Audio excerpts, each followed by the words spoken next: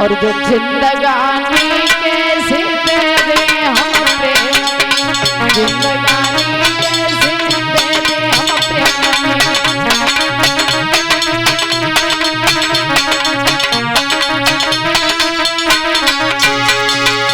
जवाब दिया देवकी मेरी बात सुन ले, कैसे दे दे हम प्रेम, कैसे दे दे हम प्रेम में, जो जिंदगानी कैसे दे दे हम प्रेम।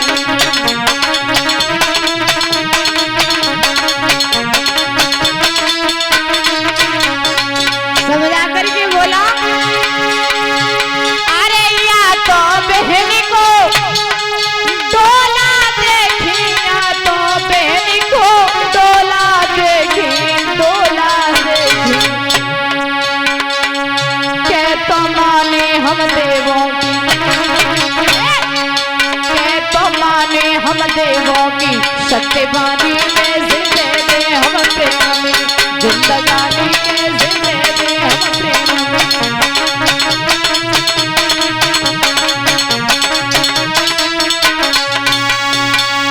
मेरे भैया भोजराज कंस कहने लगा तुम दोनों के प्रेम में मैं अपनी जिंदगानी नहीं दे सकता। देवकी ने समझाया भैया एक बात बता, तुझे हमसे डर या हमारी संतान से? बोले मुझे न तुमसे ना ही तुम्हारे पति से, तो मुझे डर है तो तुम्हारी संतान से। बोले जब तक 8 बच्चे पैदा नहीं हो जाते मैं तेरे आंगन में रहूंगी। ये बात भोजराज कंस के मन को भा गई और वसुदेव देवकी को दादा जेलों में बंद करवा दिया। और जैसे ही जेलों में बंद करवाया धीरे धीरे समय व्यतीत हुआ तो एक बालक ने जन्म लिया। और जब एक बालक ने जन्म लिया देवकी उस बच्चे को लेकर के खिला रही थी दादा, तब तक वसुदेव ने जवाब दिया बेटा को ज्यादा लाड़ प्यार ना करो क्योंकि ये तुम्हारा नहीं, ये भोजराज कंस का आने वाला है। देवकी की गोदी से जबरदस्ती उस बच्चे को छीन करके भोजराज कंस के पास पहुंचा। जवाब दिया एक पुत्र ने जन्म लिया है महाराज, आपका भोजन तुम्हारे सामने है, आप जो कर सकते हैं उसके साथ कीजिए।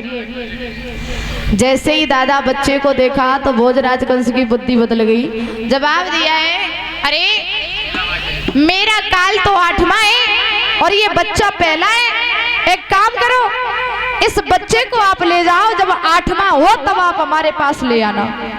और जैसे ही इतनी बात सुनी तो वसुदेव ने सोचा कहीं ऐसा ना हो सर्प के मुंह में अमृत आ गया, और अगर ये अमृत पुनः जहर जब तक बने तब तक महाराज बच्चे को उठाया और बस देवकी की गोदी में जाके लिटा दिया। इधर देवताओं ने देखा कि अगर कंस को दया आने लगी तो भगवान को आने में बड़ा समय लग जाएगा, तो उन्होंने नारद की बुद्धि को बदला और नारद से जाकर के कहा कि आप भोजराज कंस की बुद्धि को बदलो। आज नारद चले ही भोजराज कंस के पास पहुंचे, उच्च आसन पर नारद को बिठा लियो। जवाब दियो है आइए नारद कैसे आना हुआ? नारद जी ने जवाब दिया कि हम तो आए वैसे आए, लेकिन एक बात बताओ तुम्हारे चेहरा पे 12 काय बज रहे? अरे जब जब आते थे तो तुम्हारा चेहरा एकदम खिला हुआ नजर आता था और आज तुम्हारा चेहरा उतरा हुआ क्यों है? तो सारा वृतांत बताया आज भोजराज कंस ने।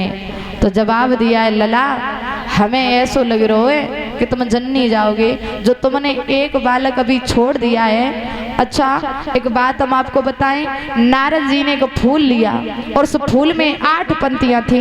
जवाब दियो इस पंक्तियों को गिनिए। अब जिधर से भोजराज उन पंक्तियों को गिर रहा है, हर पहली पंक्ति है 8वीं हो रही है और हर 8वीं पंक्ति है वो पहली हो रही है।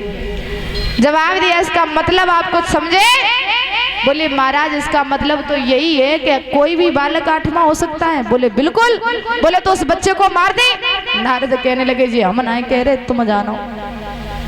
भोजराज कंस वहां से उठा, देवकी मैया बच्चे को दुग्ध पान करा रही थी और दादा जैसे ही भैया को आते हुए देखा तो देवकी ने जवाब दिया भैया आ रहा है। जवाब दिया भैया तुझे मेरी भी उम्र लग जाए, तूने मेरे बच्चे को छोड़ दिया है। भैया उधम नहीं, आराम से ले लीजिए। जवाब दियो ए भैया तुझे मेरी भी उम्र लग जाए, तूने मेरे बच्चे को छोड़ दिया है, मारा नहीं। लेकिन देवकी की तरफ न देख करके न देवकी की कोई बात सुन करके बच्चे को उठाया और मारा, जमीन में मारा, बच्चे के चीथड़े चीथड़े उड़ गए। देवकी की आंखों में आंसू आ गए, जवाब दिया, अरे दुष्ट, तुझे मारना ही था तो अपने सभा में मारता। एक माँ के सामने बच्चे की हत्या की तूने। दादा, एक नहीं, दो नहीं, बल्कि 6 बालकों की हत्या की है देवकी के।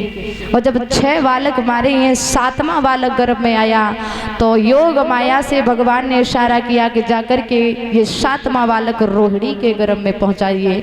जैसे ही योग माया को